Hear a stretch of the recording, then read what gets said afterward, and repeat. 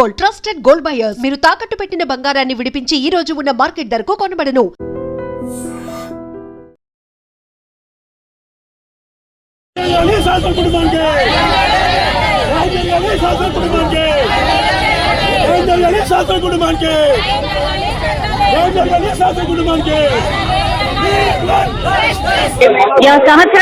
సహస్ర వాళ్ళ నాన్న మనతో పాటు ఉన్నారు. ఒక్కసారి మాట్లాడే ప్రయత్నం చేద్దాం. ఏమైంది ధర్నాకు విచారణ మొత్తం బ్యాట్ కోసం వచ్చి వెళ్ళిపోయాడు. కానీ బ్యాట్ కోసం వచ్చిందని చెప్పి చెప్తాడు. కాదు, ఇది ప్రీ ప్లాన్ మర్డర్ కోసమే వచ్చింది. వాడు చంపేసాడు మా పాపని. రాలేడు, బ్యాట్ కోసం రాలేడు. విచారణలో ఏమైతే బ్యాట్ కోసం వచ్చిందని చెప్తారు. బ్యాట్ కోసము అదేదో కిందకి తీసుకెళ్తాడు, గుంజుకోవడమో ఏదో చేయడమో చేస్తారు కదా. 1 month నుంచి లెటర్ రాసుకునేటోని బ్యాట్ కోసం వచ్చారని ఎలా అనుకుంటారు చెప్పండి. సరే అనుకున్నారు అనుకోండి, వాళ్ళు లెటర్ రాయడం ఏంటి అసలు? అంటే ఫ్యామిలీ మొత్తాన్ని గ్యాస్ లీక్ చేయడం అంటేనే మీరు ఆలోచన చేసుకోండి. ఎలా అసలు ఫ్యామిలీ మొత్తం పోయినా పర్లేదు అన్న వేలో ఉన్నట్టున్నారు సార్ వాళ్ళు. ఫ్యామిలీ పోయినా పర్లేదు, పోతే పోయినలే, అబ్బాయిని కాపలా అంటే మీరందరు న్యాయం చేయరా పోలీసులు అందరూ? అంటే వాళ్ళు దొరికిన వాళ్ళందరూ ఒక భద్రంగా ఒక ప్లేస్ లో దాచిపెట్టి 3 పూటలు తిండి పెట్టి ఉంచుతారా? అట్లా అందరూ అలానే చేయాలా? మరి చెప్పండి, మేము కూడా ఎవరినైనా మర్డర్ చేసి అలానే చేస్తాం. ఇక కష్టపడడం ఎందుకు, పని చేయడం ఎందుకు, పిల్లల్ని కనడం ఎందుకు, పెంచడం ఎందుకు? మేము కూడా అలానే మర్డర్లు చేస్తాము, వచ్చి జైల్లో వేయండి, కూర్చుంటాము.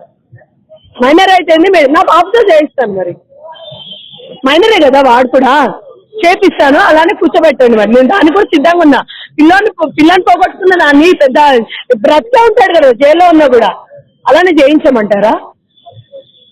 బ్యాట్ కోసం కాదు, మరి దేనికోసం? నాకేం తెలుసు అండి, వాళ్ళే అడగాలి కదా దేనికోసం అని. వాడు లెటర్ ఎందుకు రాసుకున్నా వాడు అడగాలి, మాకేం తెలుసు?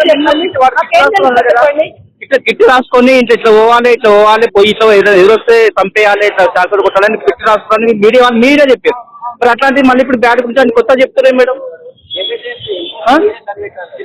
డబ్బుల కోసం ఒకటండి. పోలీసులు నన్ను స్పూన్ ఎక్కడ పెట్టారు, గ్లాస్ ఎక్కడ పెట్టారు, ఇవి ఎక్కడ పెట్టారు అన్ని ఎంక్వైరీ చేసినప్పుడు కంపెనీకి వచ్చిండు, చంపిండు, కథం. వాని మాత్రము ఎన్కౌంటర్ అనేది చేయండి, ఇక్కడనే కాల్చి పడేయండి, అంతే.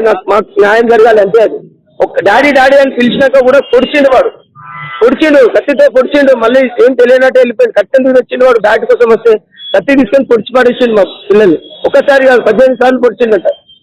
విచారణ తెలిసింది, మాకు తెలియదు. విచారణకు వచ్చింది.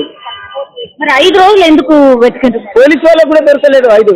అంత క్రిమినల్ మైండ్ వాడు. ఆడు మైనర్ మాత్రం కాదు, పెద్ద క్రిమినల్ ఆడు, పెద్ద వాడు వరస్ట్ క్యాండిడేట్. ఆడు చెప్తున్న వాళ్ళ తల్లిదండ్రుల సహకారం కూడా ఉండొచ్చు ఖచ్చితంగా. తల్లిదండ్రులకు తెలిసి ఏది చేయడు, తల్లిదండ్రులకు ఖచ్చితంగా తెలిసి ఉంటుంది. అది తల్లిదండ్రులను కూడా విచారించమని పోలీసు వాళ్ళని కోరుతున్నాను. కాదు, ఆ రోజు మీ పాప చనిపోయిన రోజు ఉన్నాడు అబ్బాయి? ఉన్నాడు మేడం, ఉన్నాడు. వాడే డాడీ అడిచిందని చెప్పి వాడే చెప్పాడు.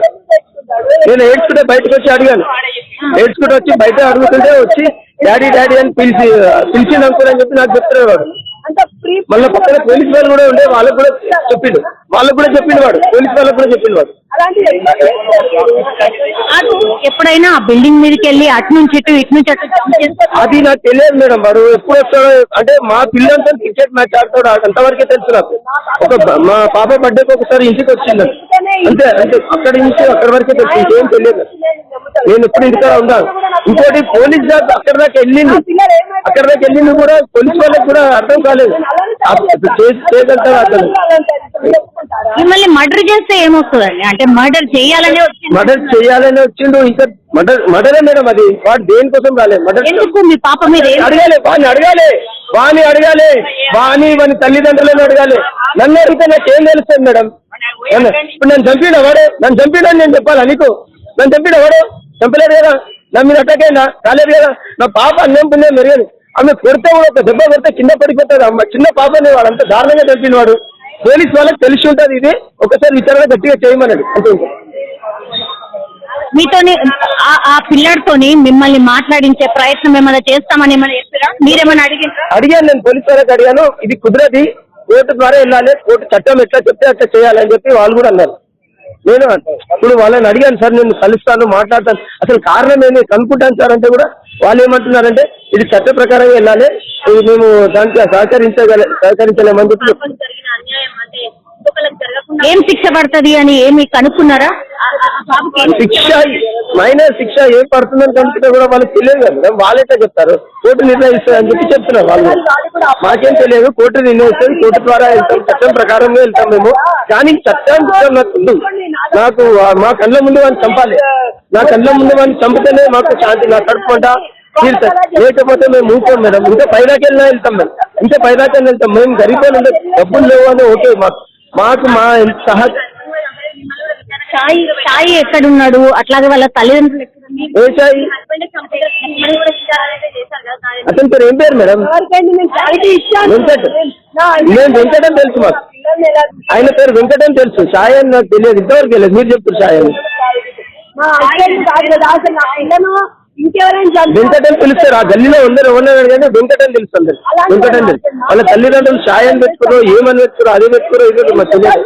And don't forget to subscribe to iDream. And for more videos, Please subscribe to iDream. Please subscribe to iDream. Please subscribe iDream. And please subscribe to iDream. For more videos, subscribe to iDream. please like, share and subscribe to the channel. Congratulations, iDream. Subscribe to iDream. Subscribe to iDream. So subscribe to iDream Media. iDream ki iDream team andarki huge congratulations. Please subscribe iDream Media. Please subscribe to iDream.